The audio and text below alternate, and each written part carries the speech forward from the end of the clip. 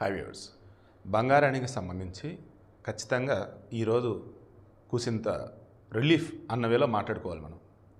ఎందుకంటే ఏం పెరుగుతాంలేరా అన్నట్టు సైలెంట్ అయింది. సైలెంట్ కావటం కదా, కొంచెం కిందకి దిగింది. ఎందుకంటే రేపు గట్టిగా వెళ్ళింది చూడండి.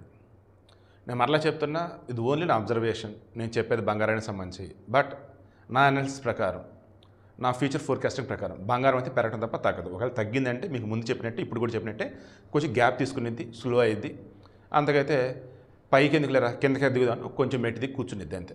ఇప్పుడు బంగారం 440 తగ్గింది, 24 క్యారెట్. 22 క్యారెట్ 400 తగ్గింది 10 గ్రాములకి.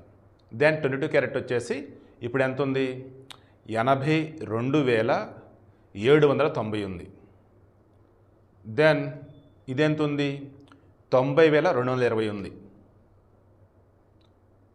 24 క్యారెట్ వచ్చేసి 90,220 ఉంది.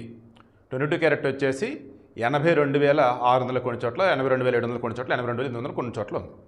సో అందుకే నేను చెప్పేది ఏంటంటే, బంగారం ఖచ్చితంగా పెరిగిద్ది తప్ప తగ్గదు. మీరు ఆ వార్తలు ఈ వార్తలు అవి ఇవి చూసి కన్ఫ్యూజ్ అవ్వకుండా ఒక క్లారిటీతో ఉండండి.